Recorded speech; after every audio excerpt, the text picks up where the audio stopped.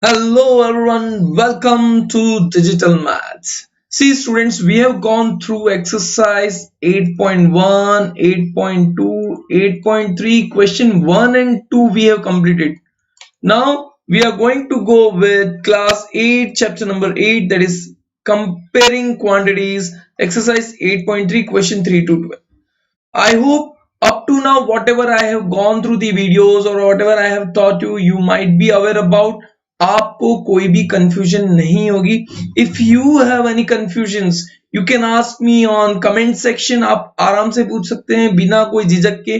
Digital Maths always it is ready to help you out. Clear? We are ready to help you out. So let's go with question number 3. See, main thing, don't forget to comment. अगर आपको समझ में आ रहा है then also you put a comment that I have understood everything. अगर नहीं समझ में आ रहा है तो आपका जो भी डाउट है वो पूछिए, but you have to ask it out so that I can give you the reply. I can solve your problem as soon as possible. Let's begin question number 3 to question number 12. So first is question number 3. So content we will go with exercise 8.3 question 3 to 12. Now see, whatever we have gone through, that is compound interest and all we are talking about, you must be aware about the formula. अगर formula नहीं पता है तो we will go through the question and with the formula as soon as possible. So आप लोग को सब कुछ समझना है. Question 3. Fabina borrows rupees 12,500 at 12% per annum for 3 years at simple interest, and Radha borrows the same amount for the same period at 10% per annum compounded annually. Who pays more interest and by how much? See, understand the question first of all. Fabina ने 12,500 rupees borrow किए at 12%. See, it is given 12% per annum.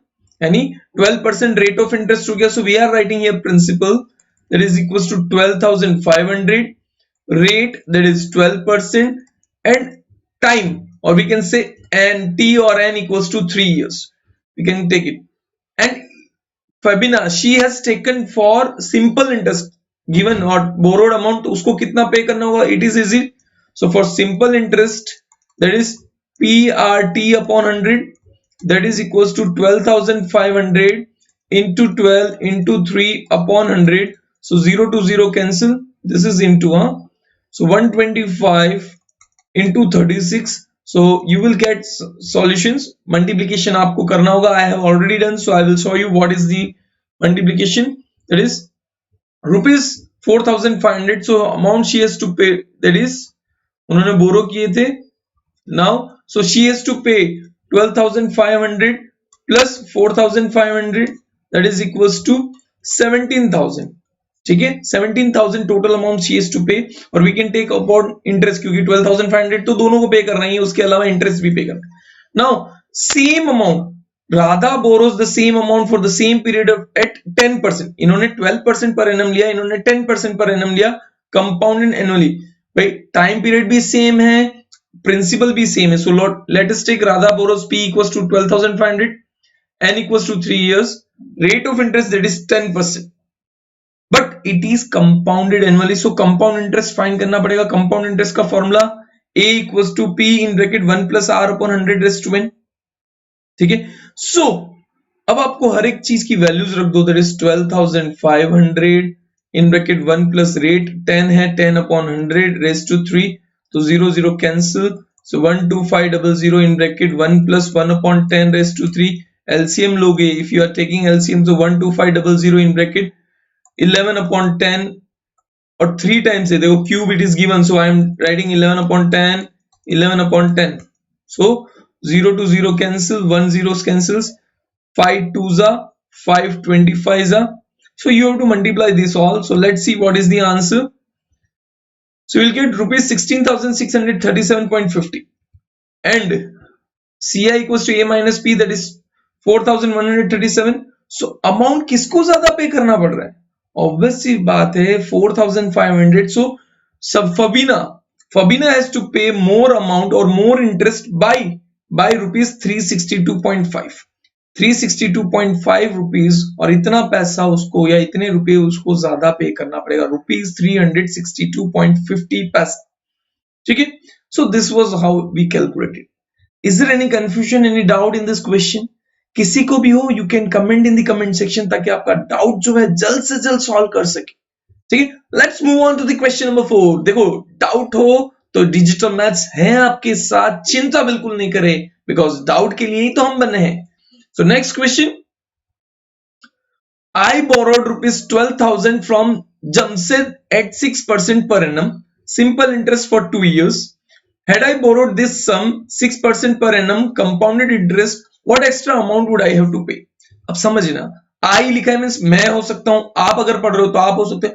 I have borrowed rupees 12,000, okay, rupees 12,000 from Jamshed। भाई जमशेद एक friend होगा, मेरा friend है, जैसे suppose 6% per annum means rate, simple interest 2 years।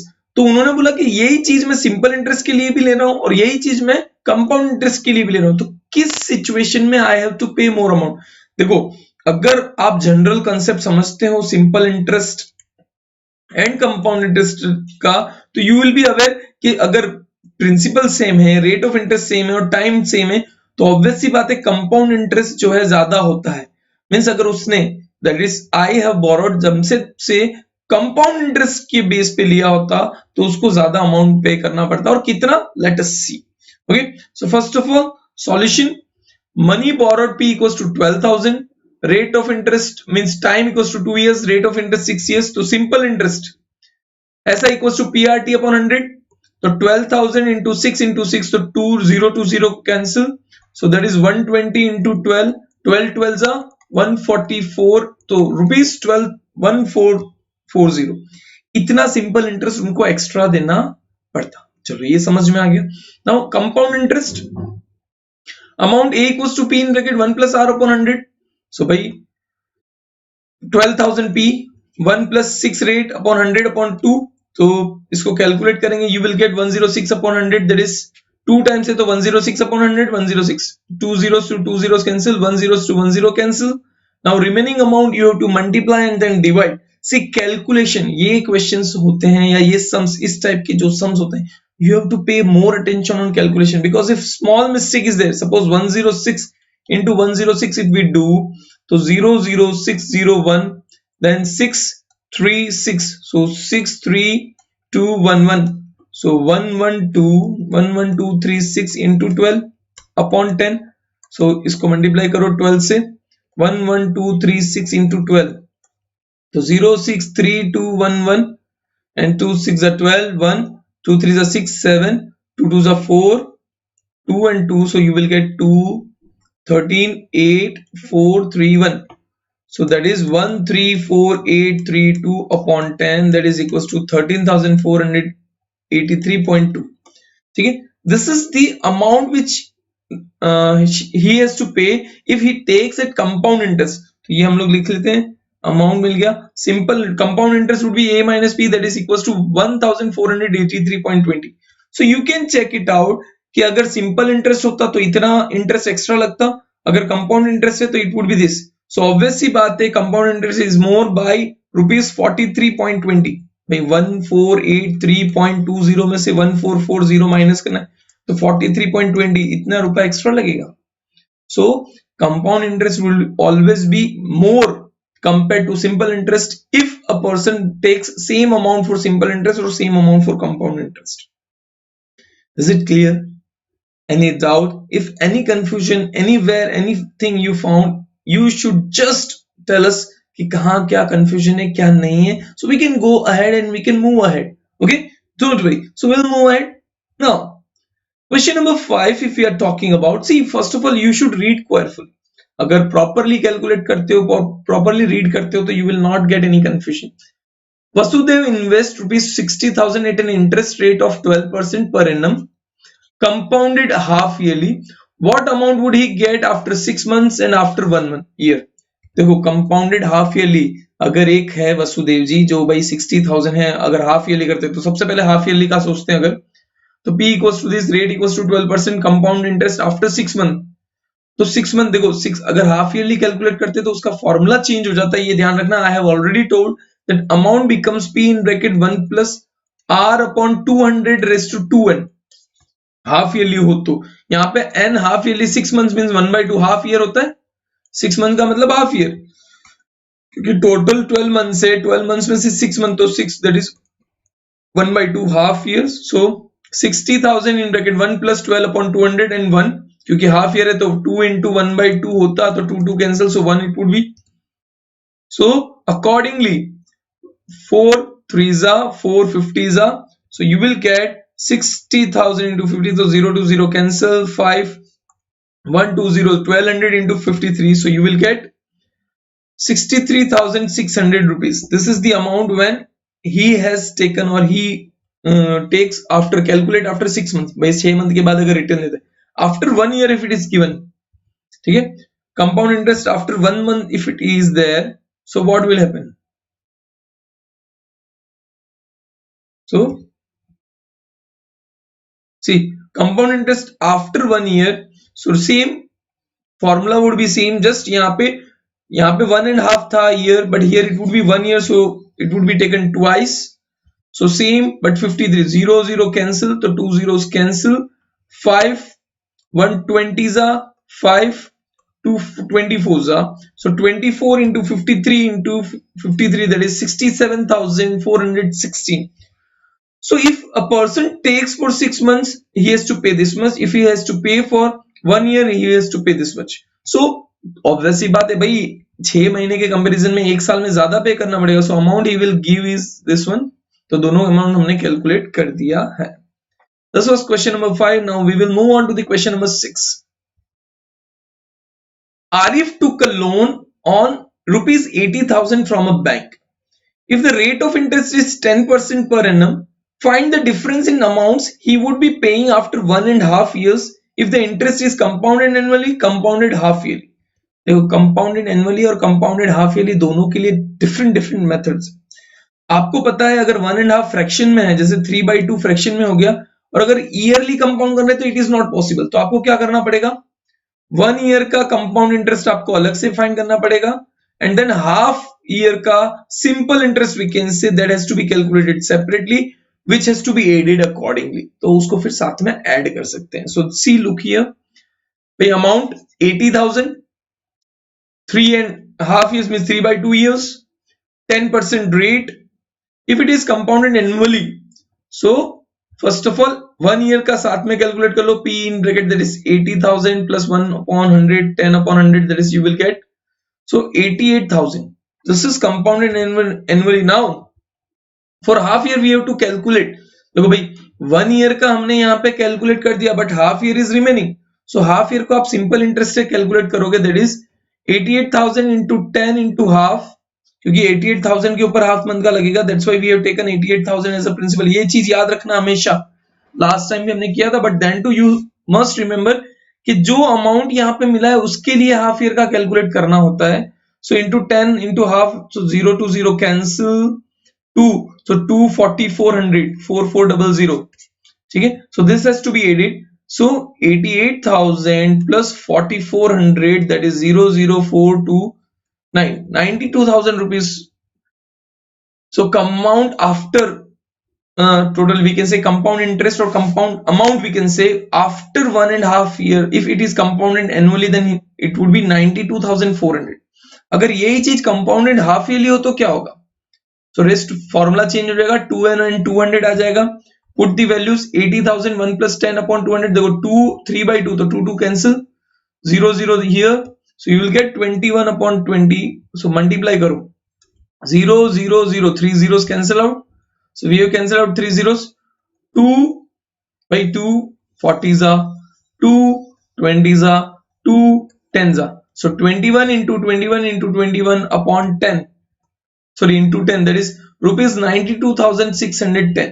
सो अगर half yearly compound किया जा रहा है तो it will take more amount, भाई उसमें वो भी ज्यादा आपको इंटरेस्ट भरना पड़ेगा. अगर ईयरली कैलकुलेट किया जा रहा है तो उसमें इंटरेस्ट थोड़ा सा कम लगता है. सो टोटल डिफरेंस अगर आप देखो 92,610, भाई दो it is not asked, just I am showing you कि कंपाउंडेड हाफ ईयरली होता तो आपको टोटल 210 रुपीज एक्स्ट्रा पे करना पड़ता. तो that is you have to take care कि भाई अगर आप ईयरली कैलकुलेट कर रहे हो या हाफ ईयरली कैलकुलेट कर रहे हो तो अकॉर्डिंगली आपको 200 rupees 210 has to be paid extra. Now question number 7. Maria invested rupees 8,000 in a business. She would be paid interest at 5% per annum compounded annually. Find the amount credited against her name at the end of the second year, the interest for the third year. तो ये याद रखना. अब इन्होंने क्या बोला है, पहले 2 साल के बाद कितना अमाउंट उसने इन्वेस्ट किया 8,000 5% एनम के हिसाब से, तो पहले P equals to 8,000 2 years and 5%. 2 years क्यों? क्योंकि the amount credited against her name at the end of second year, तो वो 2 years का हम लोग कैलकुलेट कर रहे हैं. तो P that is 8,000 1 plus R देखो फॉर्मूलाज तो याद रखना पड़ेगा, that has to be paid accordingly. याद रखो 5 upon 100 raised to 2, so 105, so 100 देखो 105 एक 100 था वो 0 से 0 कैंसिल हो गया, then second 100 it is cancelled, 2 4 जा 2 5 जा 5 21 जा, so 84 into 105 that is equals to rupees 8,820. जो आपका आंसर आया that is amount A equals to rupees 8,820 rupees आपको 2 साल बाद उसके अगेंस्ट क्रेडिट होगा, मतलब इतना इंटरेस्ट उनको मिलेगा. यही चीज अब थर्ड ईयर का इंटरेस्ट फाइंड करना है. So for third year therefore amount credited after 2 years would be 8,820. Interest third year equals to amount third year minus amount second year. Obvious सी बात है भाई, सेकंड ईयर वाला तो अमाउंट हो गया, वही अमाउंट हम लोग थर्ड ईयर के लिए भी देंगे ना, सेम चीज उतना मिला है, तो उसको अगर हम लोग क्रेडिट कर देते हैं तो हमारा इंटरेस्ट कितना होगा. सो ये तो हमारा हो गया सेकंड ईयर का अमाउंट. थर्ड ईयर का हमको फाइंड करना P, और थर्ड ईयर में से एक ही साल हुआ, मतलब हम लोग 3 साल कंटिन्यू कर रहे हैं लेकिन एक साल के बाद हमको देखना है ना इंटरेस्ट, क्योंकि यहाँ पे 2 साल हो चुके हैं, we have completed 2 years. So after 2 years तो हो गया. नाउ थर्ड ईयर में वो एक ही साल बचा, so we will be calculating putting over here 1 itself. 3 नहीं लेंगे, याद रखना, नहीं तो आप बोलोगे 3 साल के बाद क्या, ठीक है ना. सो हम लोग 3 अगर रखते हैं तो 3 साल का टोटल अमाउंट कैलकुलेट करने के बाद 2 साल के टोटल अमाउंट को कैलकुलेट, हम लोग 3 साल का टोटल एक साथ क्यों कैलकुलेट कर रहे हैं, ताकि इंटरेस्ट हमको पता चले. ओके, सो 8,105, सो 8,000 इंटू 2 0 कैंसिल हो गया, ये भी 0 कैंसिल हो गया, 2 4 जा 2 5 जा 5 21 जा, ओके, एंड 4 25 जा 5 21 जा 5 5 जा 5 21 जा, so 21 into 21 into 21 that is 9 3 will get whatever the answer is. by 21 into 21 होता है 441, 441 into 21 0 that is 288, so 144, so we'll get 1 2 82 2, sorry ये 6 आएगा ना, 6 6 2 and here 9261, so 9261 minus 8820 that is equals to 441 rupees extra आएगा. So third year का interest जो हो जाता है 441, थर्ड ईयर का इंटरेस्ट कितना हो गया 441. इट इज आस्क्ड कि थर्ड ईयर का इंटरेस्ट कितना होगा, that is 441. Now again on the next question, that is question number 8. तो थोड़ा सा ध्यान से देखो, कहीं पे भी डाउट है you can ask me out, but solution करो आराम से, स्टेप बाय स्टेप फॉलो करते रहो, आप आगे आगे बढ़ते रहो. So you will get find the amount and the compound interest on rupees 10,000 for 1.5 years at 10% per annum compounded half yearly. Would this interest be more than the interest he would get it compounded annually? देखो भाई simple interest compounded half yearly और compounded annually का अभी हमने देखा था, अगर half yearly calculator होते हैं तो ज्यादा फायदा होता है कंपेयर टू कंपाउंडेड एनुअल, लेकिन हमें फाइंड करना पड़ेगा. सो let us find out first of all for half yearly. Clear? So compounded half yearly तो P in bracket 1 plus R upon 200 raised to 2n. So P आपका हो गया 10,000, C 1 plus R, R आपका है 10 upon 100 means 200 sorry, और raised to 2n means 2 into 3 by 2. सो 2 से 2 cancel हो गया तो 3 बचा, 0 to 0 cancel, so 10,000 into 21 upon 20 into 21 upon 20, क्योंकि 3 है, ठीक है, so that's why I am writing, confuse मत हो जाना. 0 0 0 3 zeros कैंसिल, ठीक है, 2 5 are 10. नाउ मल्टीप्लाई 21 into 20, तो 21 into 21 तो 9261 into 5 that is 5 0 10 13 3 1 45 4 6 3 0 upon 2 into 2 into 2. सो ये टोटल आप डिवाइड करोगे तो you will get it that is rupees 11,576.25. ये हुआ आपका कंपाउंडेड हाफ ईयरली. नाउ अगर हम लोग कंपाउंडेड एनुअली करते हैं और फ्रैक्शन में अगर ईयर है 1.5, तो 1 ईयर का पहले कैलकुलेट करेंगे और हाफ ईयर का आपका सिंपल इंटरेस्ट होगा। 1 ईयर का आपका क्या होगा, सीआई, और इसका जो अमाउंट मिलेगा उसी के ऊपर सिंपल इंटरेस्ट लगेगा। So we will get total, so 1 plus 10 0 0 cut, so you will get 11,000. For half year we have to calculate simple interest, so 0 0 again cancel, so 550 rupees, 550, so rupees 550 plus 110, that is 11,550. देखो compare कर लो, half yearly और full yearly दोनों को अगर हम लोग compare करें तो सबसे ज्यादा पैसा हाफ ईयरली कंपाउंडेशन में देना पड़ता है। So no, he will not get more if compounded annually, यानी अगर हाफ ईयरली कैलकुलेट होता है तो ही उसको ज्यादा पैसा मिलेंगे, अदरवाइज नॉट। ये चीज आपको दिमाग में फिट करनी होगी, है ना, सही। Now question number 9, find the amount that Ram will get on rupees 4,096 for 18 months at 12.5% per annum compounded half yearly। देखो compounded half yearly है 18 months, 18 months मतलब होता है 1 year 6 month, यानी 1.5 year होता है। So let's see what is the amount। P 4096 3/2 years, 1.5, that is so 12%, यानी 25/2%, compounded half yearly, so P in bracket 1 plus R upon 200 rest। देखो formula बहुत जरूरी है, फॉर्मूला आपके दिमाग में फिट हो जाना चाहिए, बार बार फॉर्मूला। देखो अब तो ऐसा हो जाना कि फॉर्मूला याद है भाई पक्का, और नहीं याद है तो रिफर करो एक्सरसाइज 8.3 के क्वेश्चन 1 and 2 जिसके अंदर इंट्रोडक्शन पार्ट पूरा दिया हुआ है। So you should just refer that part. तो जस्ट पुट किया, 2 से 2 कैंसिल, यहाँ पे आपका आ जाएगा 25/4, सो दैट इज 25 16 सो 17/16। अब देखो मल्टीप्लीकेशन आपको करना है, मुझे पता है मल्टीप्लीकेशन में थोड़ा सा होता है, टाइम लगता है, लेकिन मल्टीप्लीकेशन आपको करना है। कैसे करोगे, क्या करोगे ये सोचो, लेकिन करना तो आपको है, ठीक है। यहाँ पे जैसे 16 2 16 4 and 16 1 241, I think so, let's check।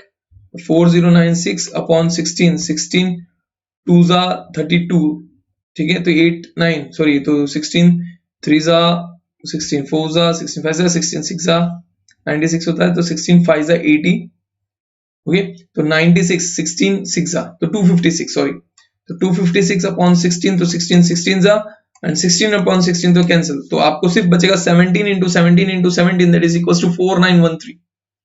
आप चेक कर सकते हैं कि आंसर बच रहा है नहीं बच रहा है, but you will get 4913 amount. ये था किसका, कंपाउंडेड हाफ ईयरली। अगर आप करते हो तो अमाउंट जो मिलेगा Ram will get after 8 months, that is rupees 4913।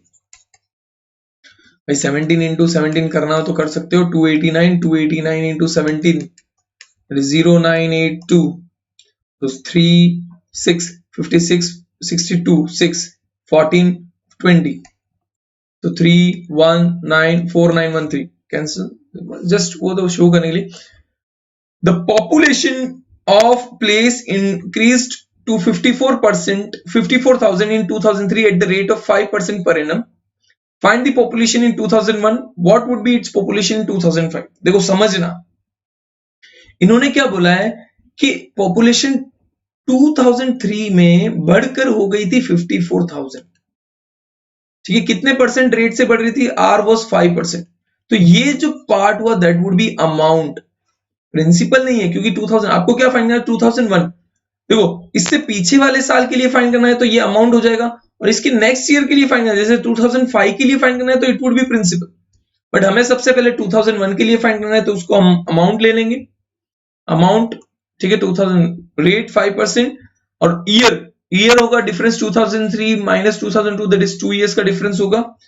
So amount equals to P in bracket 1 plus R upon 100, so P equals to, अब मैंने क्या किया, ये अमाउंट के नीचे ही 1 plus 54 upon 100 ले लिया, दिस इज ये पूरा अमाउंट का फॉर्मूला बनाया है, याद रखना, principal equals to amount upon 1 plus R upon 100 raised to n, सेम चीज। तो 54,000 अमाउंट आपका दिया हुआ था एंड रेट वाज गिवन 5%, तो 1 plus 5 upon 100, सो 54,000 into 100 into 100। देखो यहाँ पे ध्यान देना, नहीं तो आप बोलोगे सर ये कैसे हो गया, तो यहाँ पे हो जाएगा 105 upon 100 raised to 2, तो ये जो 100 होता है यहाँ पे ये चला जाता है ऊपर, सो 5400 into 100 upon 105 into 105, ये इस तरह से होता है लिटरली। तो इसके बेस पे अगर हम लोग करें तो 335 318,000, फिर 335 36000, so then you have to multiply 5 7s 51200, 5 7s 52400, so 24,000,000 upon 49. this you have to divide. यहाँ पे मैंने तो कैलकुलेट करके रखा है, that is 48,979.59. आपको कैलकुलेट करना होगा, कैलकुलेटर का यूज ना करें तो बेटर है, because in exams it is not allowed. दो अभी आप कोरोना के केसेस में आप कैसे भी एग्जाम्स दे रहे हो, कुछ भी कर रहे हो, that is not an important. But जब आप हायर क्लासेस में जाओगे तो उसकी प्रैक्टिस कीजिए, तो उसके लिए आपको बेस आपको ये मिलेगा, that is 48,979.59. Population in 2001 was approx, देखो अब एग्जाम 79.59 तो नहीं बोल सकते, तो approximately that is we can say this was approx 48,980. now population in 2003 that is 5, यानी प्रिंसिपल आपका हो गया, रेट ऑफ इंटरेस्ट हो गया, और 2 साल का फाइंड करना है, मींस 2005 के लिए आपको फाइंड करना है. तो 2005 में अब ये जो हो गया principal, now you have to find out amount. तो a equals to p in bracket 1 plus r upon 100, so 1 plus 5 upon 100, so 105 upon 100, तो मल्टीप्लाई किया, 2 0 से 2 0 कैंसिल, 1 0 बचा, 1 0 cancel, 5 21 5 2 2 27. now you have to multiply this all, so you will get 59,535. so population in 2005 equals to 59,535. चलिए समझ में आ रहा है. देखो पॉपुलेशन में भी कंपाउंड इंटरेस्ट क्यों किया, क्योंकि पॉपुलेशन कंपाउंडेडली इंक्रीज होते रहता है, एक्सपोनेंशियली इंक्रीज होता है. ऐसा नहीं है जो पॉपुलेशन है उसके ऊपर भी हमको काउंट करना पड़ता है कि उसके आगे कितने सालों में क्या होगा, that we have to calculate. So it goes on increasing, तो उसके ऊपर कंपाउंड याद रखना हमेशा कि पॉपुलेशन की सम्स, वैसे मैंने स्टार्टिंग में बताया था इससे पहले वाले वीडियो में, you can go through that. Population के टर्म्स में भी सीआई लगता है, कंपाउंड इंटरेस्ट लगता है, तो that you have to take. Next देखो बैक्टीरिया का भी एग्जांपल आ गया है, which also I have discuss. यहाँ पे भी कंपाउंड इंटरेस्ट लगेगा, कैसे वो देखते हैं. In a laboratory, the count of bacteria in a certain experiment was increasing at a rate of 2.5% per hour. Find the bacteria at the end of 2 hours if the count was initially 5. देखो P दिया हुआ है आपको, भाई इतना bacteria है, 2.5 rate of interest दिया हुआ है, और 2 घंटे में n equals to 2 लिखा है, तो सिंस 2 hours कितने हो जाएंगे. सो आपको कंपाउंड इंटरेस्ट का फॉर्मूला लगाना है, that is A equals to P in bracket 1 plus R upon 100 raised to n. A equals to 506,000 in bracket 1 plus 2.5 upon 100 raised to 2. So 506,000 in bracket 41 upon 40. So you will get, देखो इसको मैंने LCM लिया, अब आप बोलोगे भाई 2.5 का ये कैसे हो गया, तो 1 plus 2.5 upon 100, मैंने पॉइंट उठाया तो 25 upon 1000 हो गया. So 5 5 5200, 5 1 540. So 1 plus 1 upon 40, और 40 का आप LCM लेते हो 1 plus 1 upon 40 का, so you will get 41 upon 40.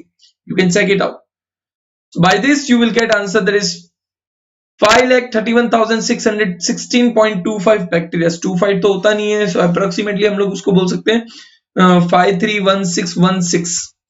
इतने बैक्टीरिया होंगे in laboratory. Clear. Now last question of this exercise, this is question number 12. A scooter was bought at rupees 42,000. Its value depreciated at the rate of 8% per annum. Find its value after 1 year. भाई उसने खरीदा 42,000 में है, लेकिन उसका depreciate होता है ना, तो डेप्रिशिएट में हम लोग बीच में माइनस साइन लगा देते हैं. ये याद रखना फॉर्म, डेप्रिशिएशन का मतलब होता है माइनस साइन. अगर इंक्रीज होता, किसी की वैल्यू बढ़ती है तो प्लस लगाते हैं, लेकिन यहाँ पे डेप्रिशिएटेड होता है, तो याद रखना वील पुट माइनस साइन अगर कहीं पे भी डेप्रिशिएशन आता है. देखो सीधी सी बात है, कोई गाड़ी कोई भी चीज आप नहीं खरीदते हो तो उसका सपोज 100 रुपीज है, सपोज कोई भी चीज, अब उसको वापिस आप बेच रहे हो, तुरंत खरीद के नहीं, उसको यूज करके. भाई 1 ईयर आपने यूज किया, उसको बेचोगे तो पूरे 100 रुपीज थोड़ी मिलेंगे, कुछ ना कुछ उसकी वैल्यू डाउन हो जाती है 80. आपने भी देखा होगा मार्केट के अंदर भी, भाई कोई नई कार खरीदी है, भाई मैंने 5 लाख के अंदर नई कार खरीदी है, तो क्या मैं जब भी बेचूं 2 साल बाद 3 साल बाद तो क्या 5 लाख पूरे मिलेंगे? No, it is not. वो 5 लाख इसलिए नहीं मिलते क्योंकि वो चेक करते कि 3 साल के अंदर इतनी घिसाई होगी, डेप्रिशिएशन हुआ होगा, and it could be now bought at भाई 2.5 लाख और 2 lakh whatever it is, price हमको नहीं पता, बट वो डेप्रिशिएशन वैल्यू की उसने आपने यूज किया है, that is it is known as. Clear. Now So 42,000 in bracket 1 minus 8 upon 100. So 92 upon 100 42,000. So 0 0 क्योंकि एक ही साल बोला इसलिए मैंने n equals to 1 लिया हुआ है, ये याद रखना. It is given that after 1 year. दो zeros cancel हो गए तो that is 420 into 92. तो आंसर आएगा आपका 38640. मतलब एक साल बाद अगर उसको बेचते हो तो 42,000 में आपने अगर उसकी वो ली हुई है, उस स्कूटर को बाय किया हुआ है, तो इट वुड बी सेल्ड और उसकी वैल्यू हो जाएगी 38,640. So this was the last question. Thank you very much. Here, अगर कहीं पे भी डाउट है तो डिजिटल मैथ्स हमेशा आपके साथ है, आप बस बने रहिए. कहीं पे भी सजेशन चाहिए, आप कुछ भी चाहिए, आप मुझे कमेंट कीजिए. और समझ में आता है तो भी कमेंट कीजिए. लाइक शेयर और सब्सक्राइब करना ना भूले. शेयर भी तो ताकि सब लोग लर्न कर सके. और जल्द ही हम लोग लाइव लेक्चर्स के भी साथ आएंगे. So you can tell me if any suggestion कि हमें करना चाहिए नहीं करना चाहिए. So thank you very much.